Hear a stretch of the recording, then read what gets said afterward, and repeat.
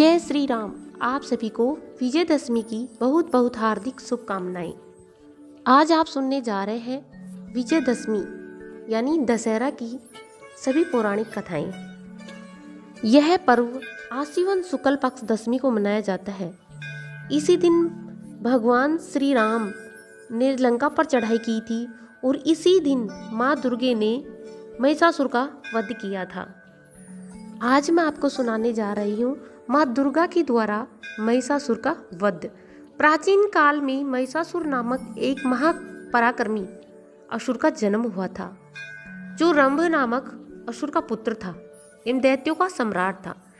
उसने युद्ध में सभी देवताओं को हराकर इंद्र के सिंहासन पर अपना अधिकार जमा लिया था। यह अभूतपूर्व शक्तिशाली एवं मायावी था। देवताओं को उसने आसानी से पराजित कर दिया था।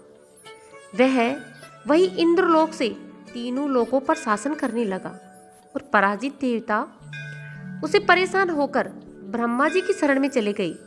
ब्रह्मा जी ने उन सभी देवी देवताओं की पीड़ा सुनी और सारे देवतागण को अपने साथ लेकर उस जगह प्रस्थान कर गए जहां भगवान विष्णु और भगवान शंकर उपस्थित थे। वहां पहुंचकर उन्होंने महिषासुर के अत्याचारों के बारे में भगवान शिव और विष्णु जी को अवगत कराया।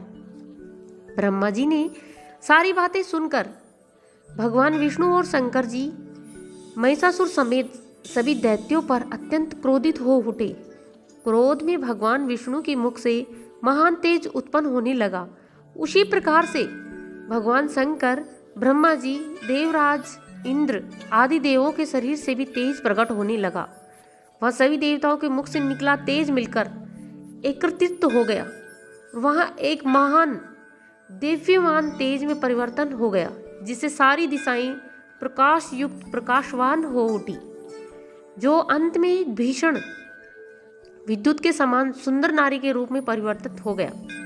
वह नारी साक्षात महिषासुर मर्दिनी माँ दुर्गा थी, जिनके प्रकट होने पर देवताओं ने प्रसन्न होकर उनकी स्तुति की, उनके आभूषण तथा अस्त्र शस्त्र प्रदान किए। महिषासुर मर्दानी माँ दुर्गा ने आश्चर्यजनक और भीषण गर्जना की। भीषण गर्जना कर संपूर्ण अंतरिक्ष को प्रतिध्वनित कर दिया, जिसकी वजह से तीनों लोकों में हलचल मच गई। पृथ्वी को कांप उठी और विभिन्न लोकों में समुद्र अपनी हदें पार कर उछलने लगे।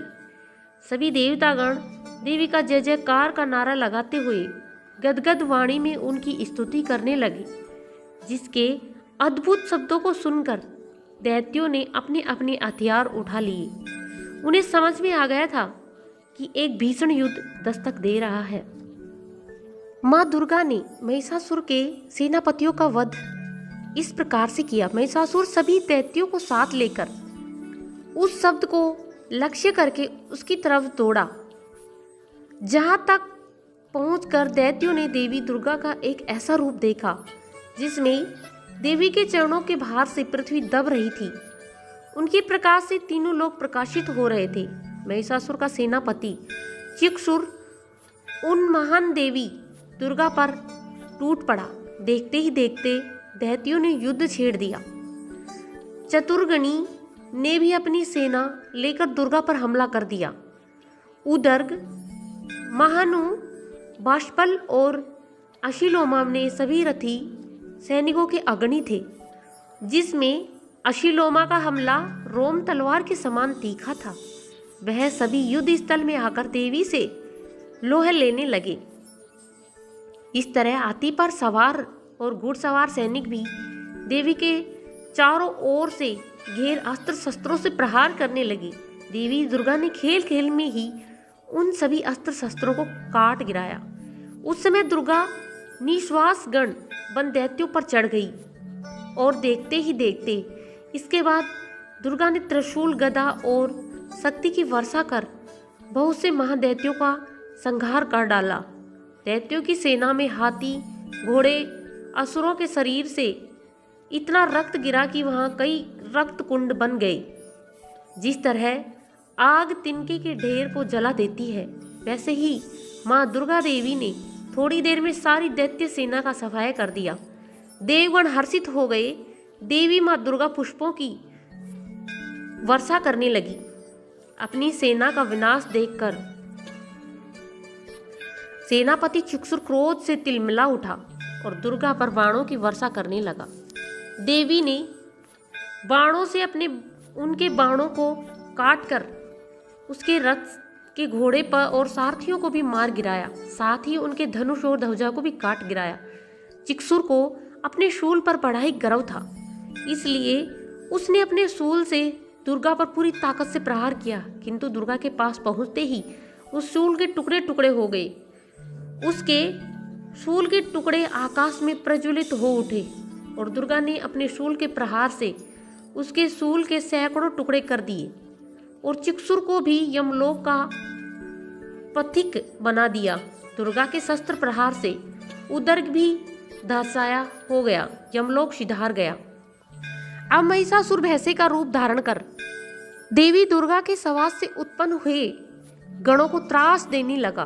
तत्पश्चात वह देवी दुर्गा के सिंह पर भी झपटा पझपटी करी, जिसे देख देवी को क्रोध का बड़ा आक्रोश बढ़ गया।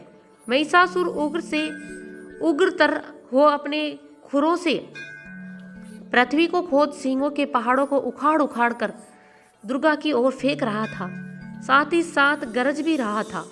उसके वेग से पृथ्वी की दरारें पड़ने लगी और सिंहों के झटके से बादलों के टुकड़े टुकड़े हो गए। उसने बड़े वेग से देवी दुर्गा पर आक्रमण किया, परंतु देवी ने उसे पास से बांध दिया। बंध जाने पर उसने भैंसे का रूप त्याग कर सिंह का रूप धारण किया। जब परमेश्वरी ने उसका मस्तक काटना चाहा, तब वह तलवार लिए हुए एक पुरुष के रूप में दौड़ा। दुर्गा ने बाण वृष्टि कर पास से उसे बांध लिया, जिसके बाद उसने हाथी का रूप धारण कर भगवती के सिंग को पकड़कर खींचने लगे। भगवती ने उसकी सूंड काट डाली, जिसके पश्चात उसने दैत्य से पुनः भैंसे का रूप धारण कर लिया। उसे पहले की तरह पैतरेबाजी करते देख सारा जगत त्रस्त हो गया। देवताओं को भयभीत देखकर देवी दुर्गा उछलकर महिषासुर के ऊपर चढ़ गई तथा उसे पैर से दबा दबा कर उसके कंठ पर शूल से प्रहार कर दिया। महिषासुर पुनः दूसरा रूप धारण कर आधा परिवर्तित हुआ ही था कि देवी दुर्गा ने उसको पूरा परिवर्तन होने से रोक दिया। जब वह उस दशा में भी पैतरे बदलने लगा, तब दुर्गा ने उसका मस्तक तलवार से काट गिराया। महिषासुर की बची हुई सेना सिर पर पैर रख रख कर भाग खड़ी हुई। इस प्रकार देवताओं को संताप देने वाला महिषासुर नष्ट हो गया। सभी देवगण देवी दुर्गा की स्तुति करने लगे और गंधर्व जयगान करने लगे। देवलोक की अप्सराएं प्रसन्नता से देवी दुर्गा के समान में नृत्य करने लगी।